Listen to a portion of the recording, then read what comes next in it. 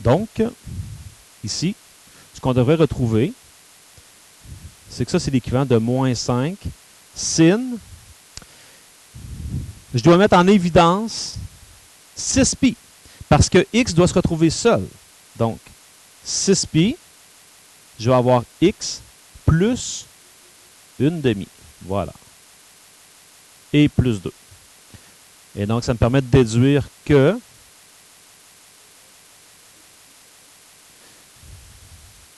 non, parce que refaites votre multiplication, ça va faire 6πx. Et ici, ça va faire 6pi sur 2 qui fait 3pi. Hein, le pi, je l'ai mis en évidence, donc je n'ai pas à le remettre là. Donc, mon paramètre A, c'est moins 5.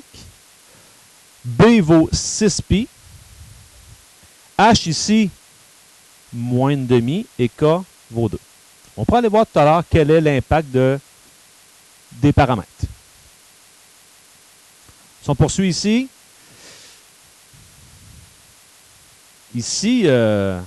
ça semble bien écrit, hein, parce que j'ai mon x moins h plus k.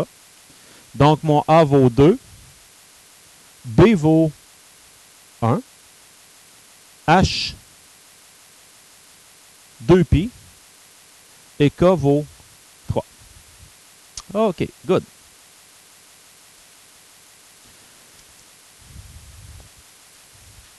Bon, voici nos deux formes.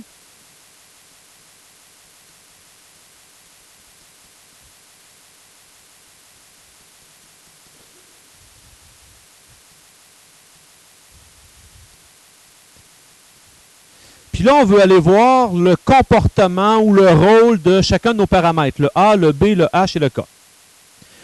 Donc, vous pouvez déposer vos crayons. On va juste aller voir avec GeoGebra comment que ça se comporte. En passant, je vous rappelle encore une fois que sur le web, GeoGebra, vous l'avez dans les applications de Google. Là, vous pouvez aller vous amuser là-dessus si ça vous tente. Et même que des fois, c'est peut-être plus pratique, fluide que votre calculatrice à affichage graphique. Parce que si vous voulez voir le rôle des paramètres, vous devez vous en tracer plusieurs, puis changer un des paramètres à la fois. Alors que dans GeoGebra, tout ce que vous avez à faire, c'est quand vous prenez, vous définissez vos paramètres que vous avez besoin, et par la suite, tout ce que vous avez à faire, c'est quand vous cliquez dessus, il va vous donner votre curseur, et vous allez pouvoir jouer avec vos curseurs. Bon, on va commencer par s'intéresser au paramètre A. Normalement, ce qu'on connaît du paramètre A, c'était un étirement vertical ou un rétrécissement vertical. Ça serait vraiment intéressant que ce soit ça qui se passe. Donc, quand je regarde mon paramètre A, voilà. Donc, c'est en fait ça qui se passe. Je vais me donner un petit peu de marge de manœuvre ici. Tiens. Remarquez que j'ai fait une graduation par bond de pi sur 2 qui va nous permettre de bien voir. OK? Donc, ça va. Paramètre vaut 5. A vaut 5. Qu'est-ce que vous remarquez dans votre fonction? L'amplitude est de 5. Good. Non, l'amplitude est de 5. L'amplitude, c'est quoi? C'est comme une longueur.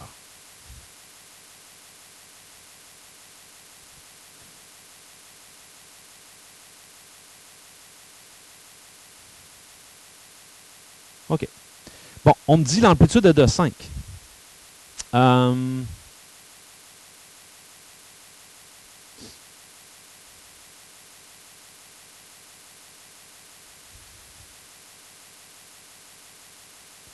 Est-ce que l'amplitude est encore de 5?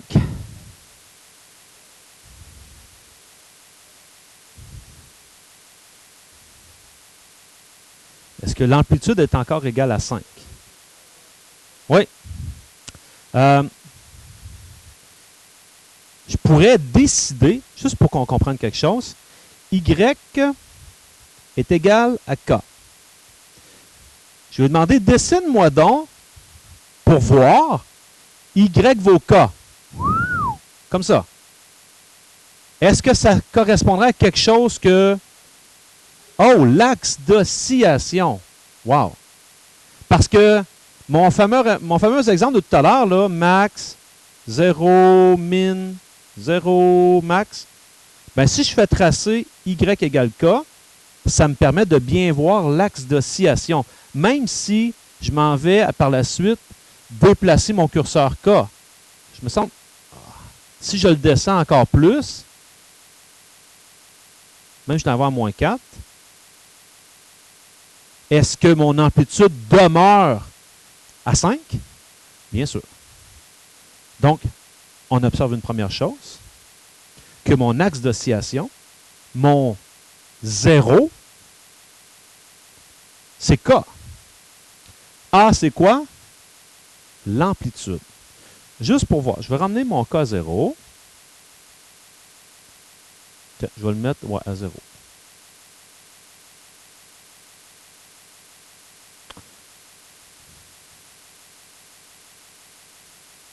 C'est comme ça ici. Imaginons que mon A devient négatif. Ça va-tu rien changer?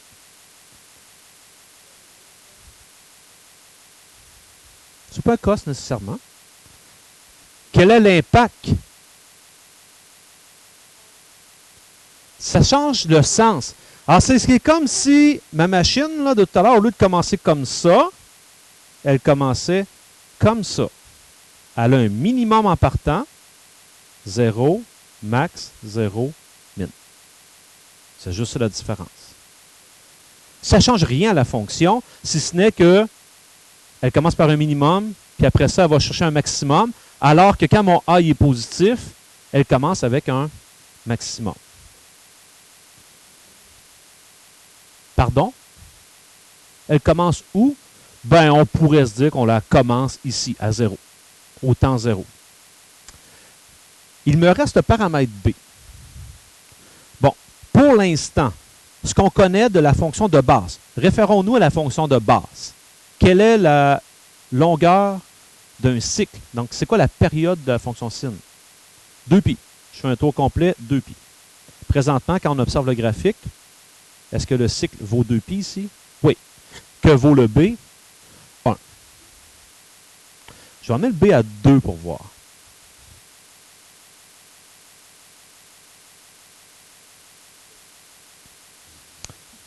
La période vaut combien ici? Pi.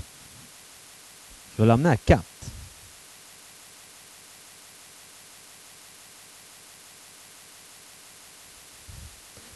La période vaut combien? La période vaut pi sur 2.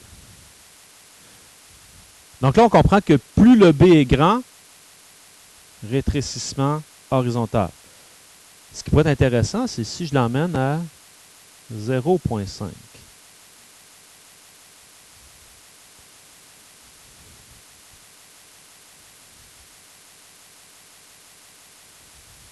La période dure 4π. 2π sur B? Super. 2π sur B. 2π sur B. B vaut 1. La période était de 2π. Lorsque je l'ai mis à 2, 2π sur 2, ma période était de π. Donc, quand je mets ça sur 2, ça fait π.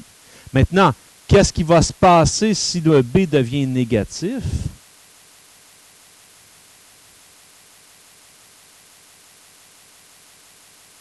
Ah. Il fait le même effet que le paramètre A. Il va venir inverser ma fonction tout simplement. Frédérica?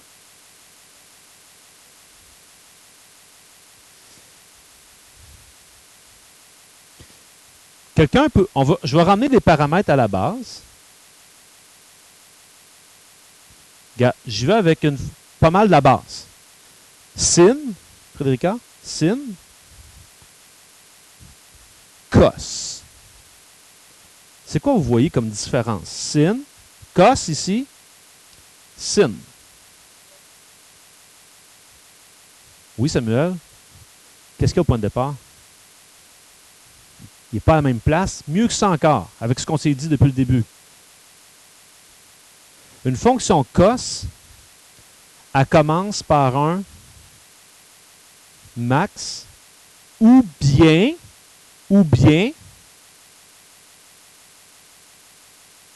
un min. Alors qu'un sin commence par le 0. On a ramassé pas mal les informations, les observations qu'on doit faire. Mais, ceci, ça veut dire que quand j'ai une fonction cos, puis on ne vous le dira pas que c'est une cos ou une sin. Mais si c'est un cos, ça veut dire que Raphaël pourrait décider dans un problème de voir le problème comme étant une fonction cos. Et Frédérica pourrait dire, non, moi je la vois comme une fonction sin. Qu'est-ce qu'il va y avoir de différence entre les deux fonctions? Elle va avoir un paramètre h qui vaut quelque chose, puis lui, son paramètre h va valoir 0 parce qu'il a commencé directement avec un minimum. Ah, va être là la différence. C'est juste ça qu'il faut comprendre. Je suis sûr que j'ai répondu à ta question. OK.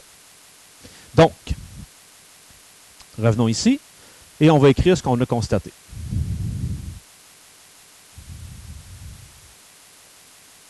Où j'ai mis mes feuilles?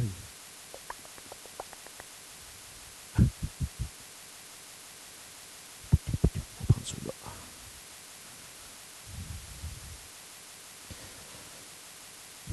Donc, le A, ben, c'est pas bien compliqué, c'est l'amplitude. Mais en fait, pour répondre à ce que Kevin disait tout à l'heure, quand c'est moins, l'amplitude ne peut pas être moins 4. Donc, on dira que l'amplitude, on note ça par la lettre A, comme ça, et on dira que c'est la valeur absolue de A. Parce qu'une amplitude, c'est comme une distance, une longueur. Non. En fait, A peut être négatif, mais pas mon amplitude. Paramètre B, ben on a vu que le paramètre B, à lui seul, ne donne pas beaucoup d'informations, mais on peut s'en servir pour aller chercher la période. Donc, c'est un nombre servant à calculer la période et la fréquence du même coup. Parce que quand tu as un, tu as l'autre. Et Abou a observé que la période, je peux l'obtenir en faisant 2π divisé par B, mais attention, je vous dirais qu'on va le diviser par la valeur absolue de B. Parce que si j'ai un B négatif, ça ne change rien à ma période. Bon, ben par la bande, la fréquence, c'est quoi? Ben, la fréquence, c'est l'inverse de la période. Donc, ça sera ici, valeur absolue de B sur 2π. H. Qu'est-ce qu'on a vu que ça faisait H? Ça translatait de gauche ou vers la droite. OK? Donc, on pourrait parler ici de translation horizontale. Des fois, on va parler de déphasage.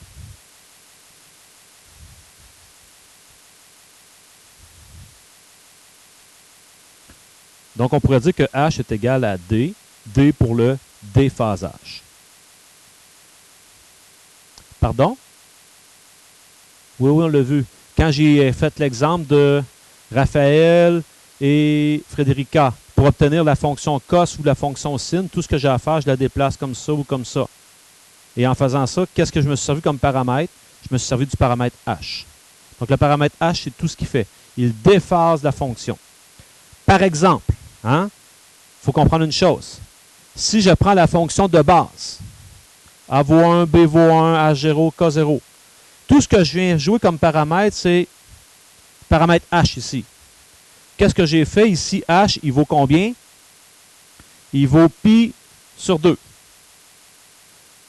Ben ça veut dire que celle de base, Y1, passerait comme ça ici.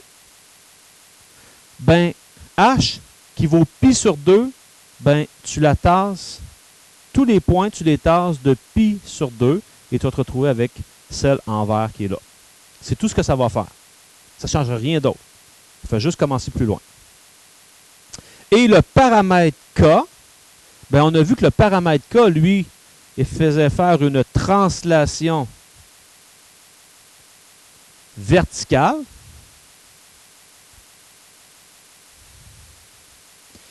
Et il y a quelqu'un qui a mentionné que, c'était Bilal. Bilal a mentionné que finalement, ça nous donnait l'axe d'oscillation.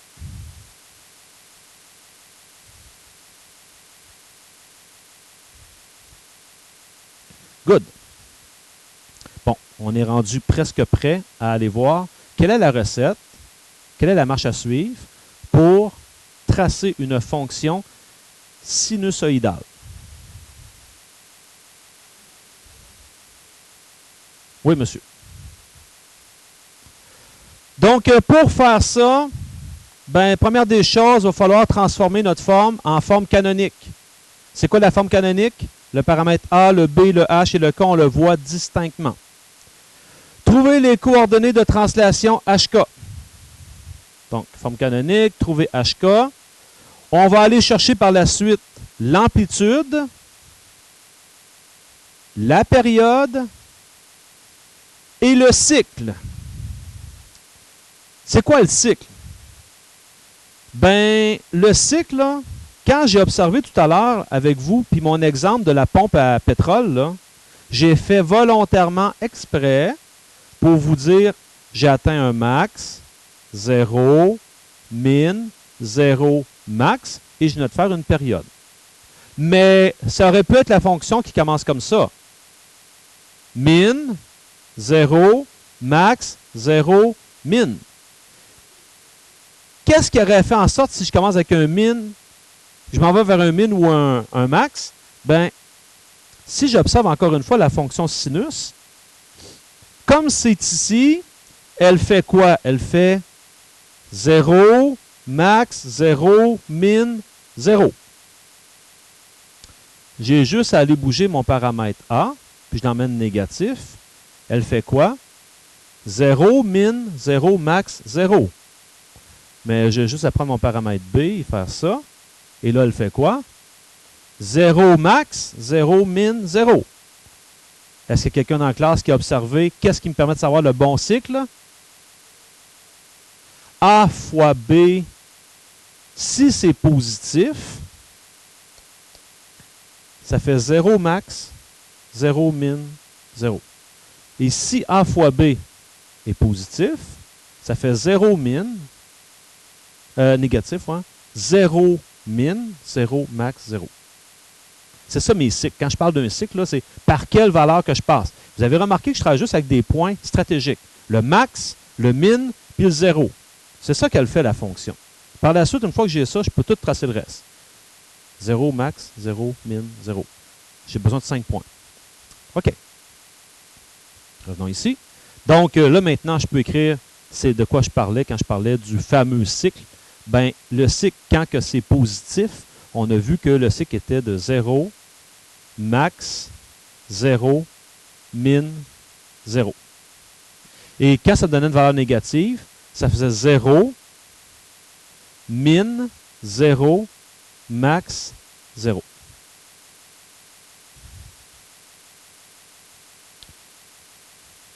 Pour la fonction cosinus,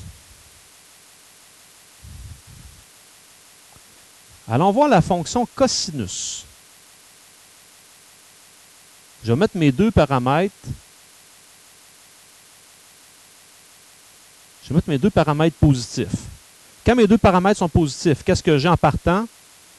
Max, 0, min, 0, max. Si j'emmène mon A négatif, min, 0, max, 0, min. J'ai emmené mon B négatif. Oh, ça change quelque chose? Ça change absolument rien. A positif.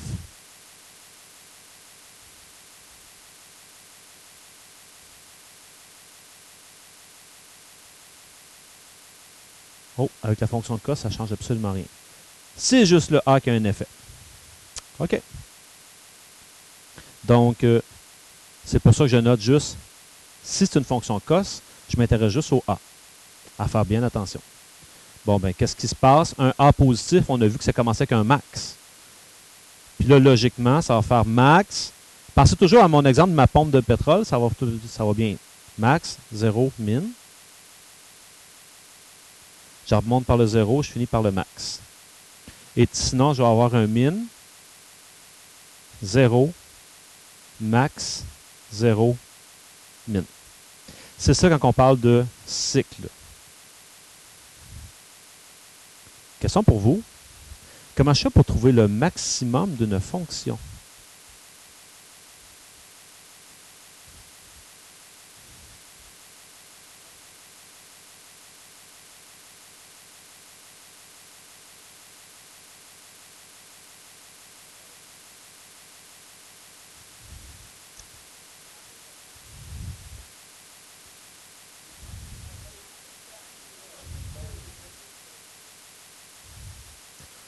A plus K.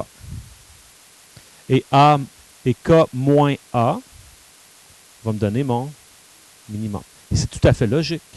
K était mon axe d'oscillation, mon 0. Et A, c'est l'amplitude. Le plus que tu peux aller, le moins que tu peux aller. Donc, ça te donne ton min et ton max. OK, on aura besoin aussi, parce que moi, je veux le dessiner sans avoir tous les points. J'ai besoin du max, du min. OK, là, je vais pouvoir accélérer un peu parce qu'on a placé des bonnes choses. Quand j'ai dit qu'on faisait max 0 ou 0, max 0, min 0, 1, 2, 3, 4, 5, j'ai pris ma période et je peux la diviser en 5 morceaux.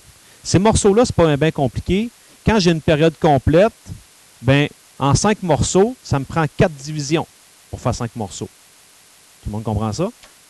5 morceaux, ça me prend 1, 2, 3, 4 divisions. Donc, je vais aller chercher le quart de la période, la demi-période, le 3/4 de la période, puis ma période. Bon, on a tous les ingrédients pour tracer maintenant. Puis après ça, on va tracer. Exemple. Trace le graphique de cet exemple-ci. Bon, ben, là-dedans, quand j'ai ce graphique-là, A vaut combien? 2. B vaut combien? 1/3. H, 0. K vaut 0. Ma période. Ben, ma période, on a vu que la période est toujours donnée par 2π sur B. Ben, nous autres, ici, ça va faire 2π sur 1/3. Ça veut dire 6π. Je l'étire. Elle fait une grande vague. Parfait. Si j'ai A qui vaut 2, B vaut 1/3, le cycle sera donc, ça veut dire quoi? Là, mon A fois B, ça va être positif. Puis c'est un signe.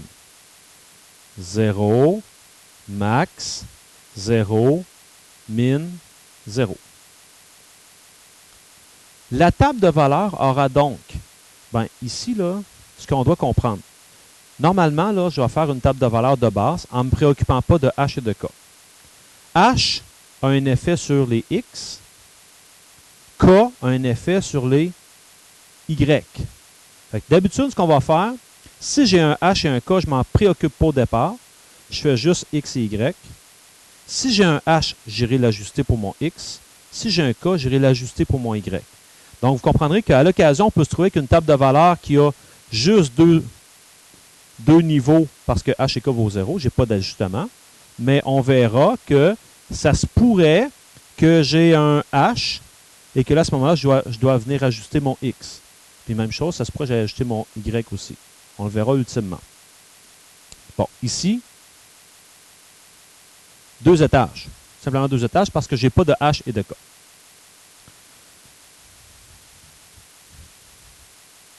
Bon, petite erreur ici de transcription dans mes choses. C'est pas pi sur 4, mais c'est la période. Période, 3/4 de la période. Alors, pour les x, c'est pas compliqué. J'ai 0. Ma période, ça va se rendre à 6pi. Par la suite, une autre valeur qui est facile à déterminer, c'est la moitié de la période, 3pi. Oh, là, je n'écrirai pas 4,5 ces affaires-là. Hein? Il faut que je avec mes nombres remarquables. Donc, le quart de ça fait 6pi sur 4. Mais 6pi sur 4, c'est 3pi sur 2. Et le 3 quarts, ça fait 18 sur 4. Puis 18 sur 4, ça fait 9 sur 2. Donc, 9pi sur 2.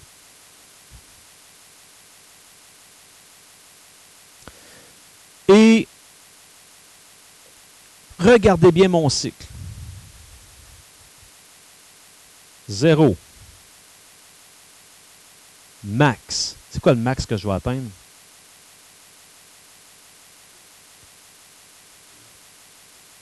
C'est 2. C'est mon amplitude qui me le donne. À condition que mon K va 0. Donc, mon max, c'est 2. 0 max, 0 min. 0. Je viens de faire mon cycle. C'est réglé. Et de quelle manière je vais représenter ça? Ben, voici mon truc. Dans votre graphique, vous allez vous garder 8 espaces. Avec l'expérience, là, ça va très bien. Donc, 1, 2, 3, 4, 5, 6, 7, 8 espaces. Et ici, vous allez aller mettre votre première période. Ça veut dire que je veux qu'ici, ça soit 6pi. Et de la manière qu'on bâtit nos tables, ça va toujours bien aller. Parce que à toutes les deux bords, comme ça, allez mettre ce que vous avez mis dans la table. Ça, c'est clair que c'est le quart, la demi, le 3 quarts. Donc, vous avez ici 3pi sur 2, 3pi, 9pi sur 2. Et dans le fond, c'est comme si j'ai fait des bonds de 3pi sur 2. Et ça marche. 3pi sur 2, 6pi sur 2 qui est 3pi, 9pi sur 2 et 12pi sur 2 qui est 6pi. Tout fonctionne. Je vais placer mon premier cycle et tout le reste, ça va se faire comme ça. Parce que mon cycle, tout ce que j'ai à faire, c'est de placer ce que j'ai ici. C'est-à-dire, j'ai un 0. J'atteins un max à 2. Bon, imaginons que ça, c'est 1. Donc, ça, c'est 2. Donc, max, 0, min, 0. Donc, ma première portion a fait quelque chose comme ça, comme ça, comme ça. Et là, ce que vous allez faire, vous allez poursuivre machinalement, répétitivement, ce qu'on vient de faire. Donc, 0, max, 0, min. Je me tasse tout le temps de 2 à chaque fois, parce que ma graduation est faite comme ça. Vous pouvez faire la même chose du côté négatif.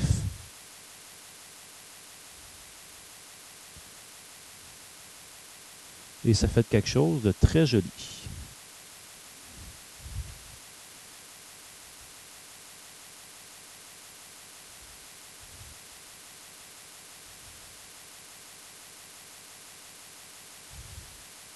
Voilà la fonction f de x égale 2 sin de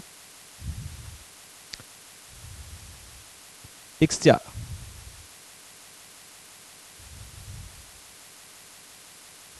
Si je tapais ça là, sur ma calculatrice affichage graphique, c'est en plein ça que j'obtiendrais.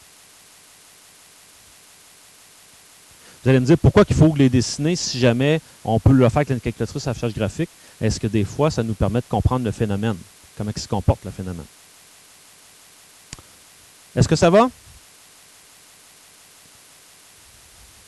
C'est bien compris? On va en faire un autre de toute manière. On en fait quelques-uns aujourd'hui parce que je ne vois rien d'autre de nouveau avec vous. OK. Je vais tracer une cosse. Première des choses, dans les étapes, ça dit, mets ça sous la forme canonique. Alors, on va aller l'écrire sous sa forme canonique. Ça va faire moins cos. Je dois mettre en évidence 2. Parenthèse x moins pi sur 4. Parce que lorsque je sors 2, c'est comme si je divisais par 2. Et quand vous n'êtes pas sûr de vous, ben, le truc, c'est de dire, imagine que tu refais ta multiplication. Est-ce que tu obtiens ça ici? Et c'est le cas. Alors, là, je sais que mes paramètres, c'est moins 1, B vaut 2. J'ai une valeur de H ici qui est pi sur 4. K vaut 0. Puis ma période, ça va être quoi? Ça va être 2pi sur 2 qui va me donner pi. Oui, on se rapproche parce que là, le B est plus grand que 1, donc ça fait un rétrécissement horizontal. OK? C'est une fonction cos. C'est juste le A qui est important. Ça veut dire que je commence avec un min, 0, max, 0, min. Ça, c'est la séquence, c'est le cycle qu'elle va faire. Et puisque j'ai une valeur de H, je vais ajouter un étage, si on veut, à ma table de valeurs. J'aurai 3 étages. Encore une fois, corrigeons notre petite erreur ici. Le quart de la période, la demi-période, 3 quarts de la période et la période. Frédérica. C'est que, dans le fond, le H, là, tout ce qu'il fait, là, si je prends ça ici, j'ai emmené mon cas 0, là. Quand j'ai la fonction de base, je pourrais tout faire comme ça, la tracer comme ça. Et par la suite, dire, bon, ben si H vaut 2, ça veut dire que H vaut 2, tous mes points se tassent de 2 vers la droite. C'est ça qui se passe. Donc, je vais faire ma table de valeurs de base. Et par la suite, chaque X, je vais aller les augmenter de 2.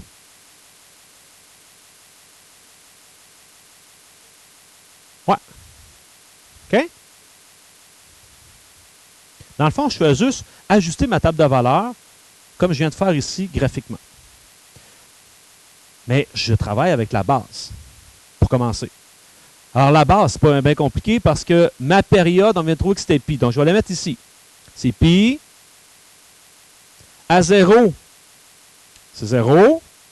La période sur 4, ça fait pi sur 4. Pi sur 2. 3 quarts de pi. Voilà. Puis, je vais tout de suite aller placer mon cycle. Mon cycle, on a dit que ça faisait min, 0, max, 0, min. Puis mon amplitude, c'est quoi? C'est 1. C'est 1. C'est 1 l'amplitude. Donc, en partant, si j'atteins un minimum, je vais être à moins 1. Par la suite, 0. Max, je vais être à 1. 0. Min. Ça serait si je n'avais pas de H. J'ai un H. Donc, je vais juste déplacer mes X en fonction du H. Donc, ce point-là, 0, ne devrait pas être à 0 parce que mon H vaut quoi? H, il vaut pi sur 4. Donc, on va le tasser à pi sur 4. Mon pi sur 4 ne sera pas à pi sur 4. Je vais le retasser de pi sur 4. Il va être rendu à pi sur 2. Et là, ben, faites votre calcul. Là, il faut être bon en calcul de fraction.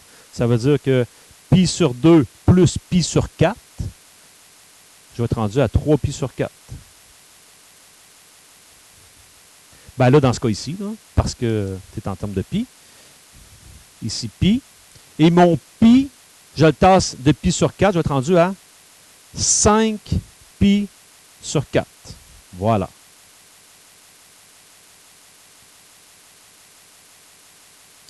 Comme tout à l'heure. 2, 4, 6, 8. Allez placer votre période là. La période, c'est pi. Ça veut dire qu'ici, j'ai pi sur 4, pi sur 2, 3 pi sur 4.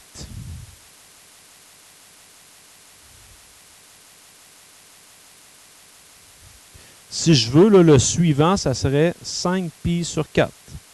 Et là, je vais aller placer mes points. Pas n'importe quel point. Là, faites attention. On travaille avec celle-là et celle-là. Parce que celle-ci, je dois comprendre que ça, c'est mon fameux X plus H. J'ai modifié le X, donc c'est celle-là que je dois prendre. C'est ma finale. Donc, allons les placer. À pi sur 4, moins 1. Pi sur 4, disons que 1 est ici. On va se garder de l'espace un peu. Donc, à pi sur 4, moins 1. À pi sur 2, 0. 3 pi sur 4, 1. À pi, 0. Et 5 pi sur 4, moins 1.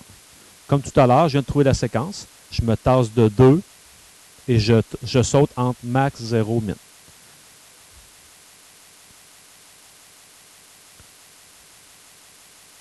On va la compléter puis on va voir.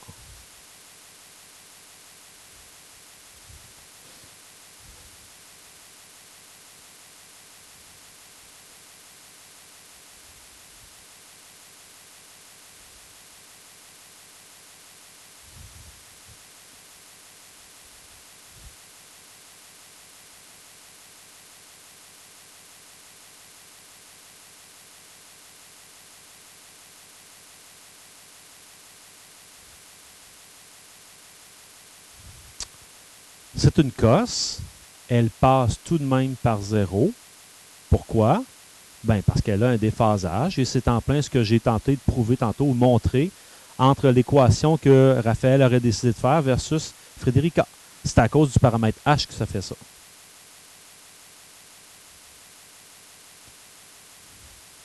Ah oui, ben souvent on va dire, ben moi je travaille juste avec des signes. Tu pourrais. Mais si on donne un graphique puis que tu as déjà ton max en partant, pourquoi pas travailler avec une cosse? Ça t'évite d'avoir le paramètre H dans ton équation. Un paramètre de moins. OK?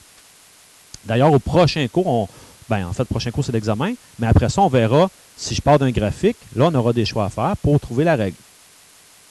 Est-ce que ça va? Oui, Mehdi.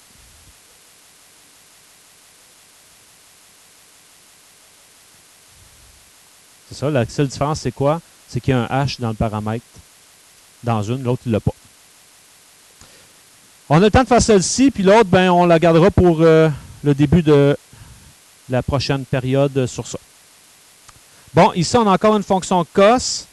Si je veux l'adapter un petit peu, parce que je dois la travailler légèrement, ça, c'est moins 3 cos de 3, parenthèse x, moins 1 tiers. Et je n'ai pas de valeur pour k. Ah, pardon. Hey, j'ai une patate. Eh oui, j'ai une patate. Parlez, s'il vous plaît. Eh oui. C'est pas comme si c'était comme ça ici.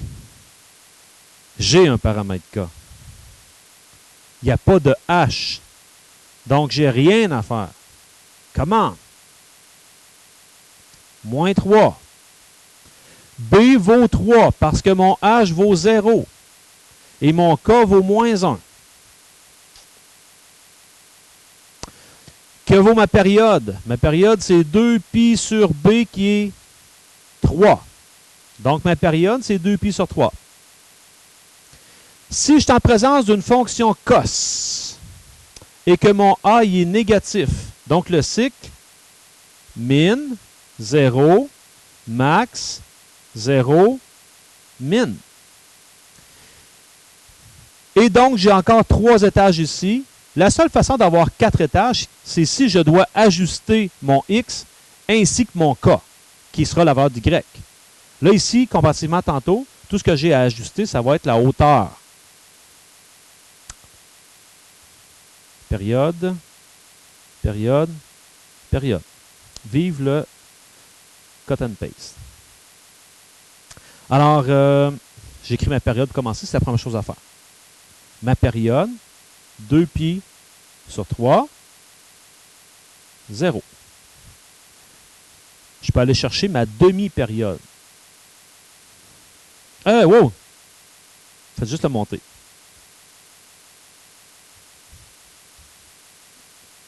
ici. 2pi sur 3, 0. Bon, votre demi-période. 2pi sur 3 divisé par 2, ça va faire pi sur 3. Le quart, ça va faire 2pi sur 12, qui fait pi sur 6. Et le 3 quarts, pi sur 2. Un petit truc pour trouver le 3 quarts. Prenez le quart. Faites fois 3. Des fois, ça va vite. Fait que pi sur 6 fois 3, ça fait 3 pi sur 6, pi sur 2. Au lieu de faire 3 quarts fois ça. OK. Mon cycle. Mon cycle, c'est min, 0, max, 0, min. Ben, mon min, là, si mon amplitude, c'est 3, ben, mon min, ça serait moins 3. Min, 0, max, 0, min. Ça serait la fonction de base. Mais on comprend que là, j'ai un paramètre K. Puis en plus, le paramètre K, la baisse de 1. Si c'est la baisse de 1, mon min, il va être encore plus bas. Ah oui. Puis mon max va être un petit peu moins haut. Fait que je vais l'ajuster. C'est ce que je vais faire ici. Ici, je vais faire mon Y plus mon K. Donc, au lieu d'être à moins 3, ça fait moins 3, moins 1, qui va être rendu à moins 4.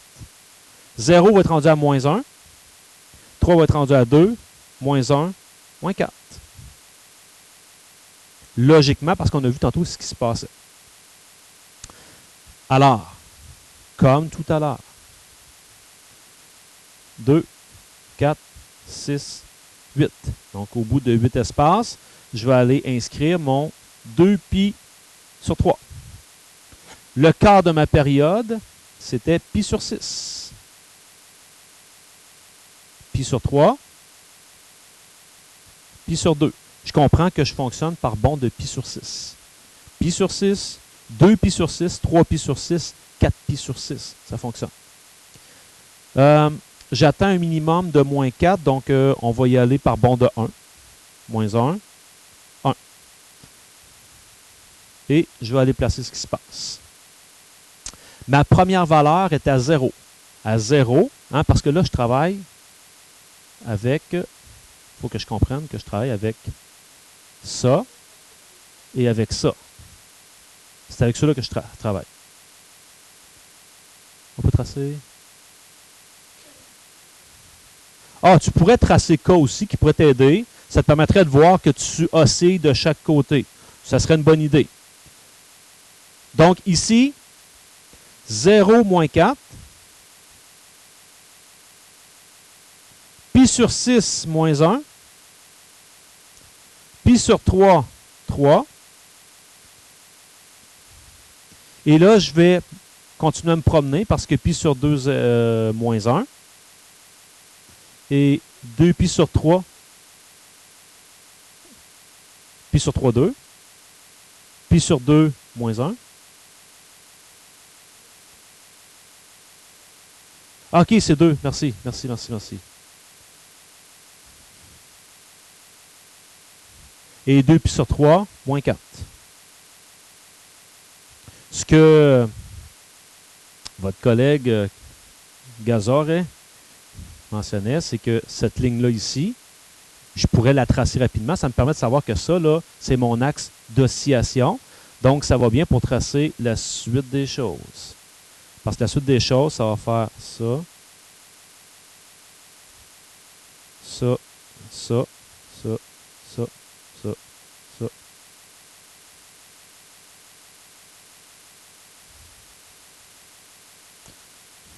Puis là, vous êtes capable de tracer le reste.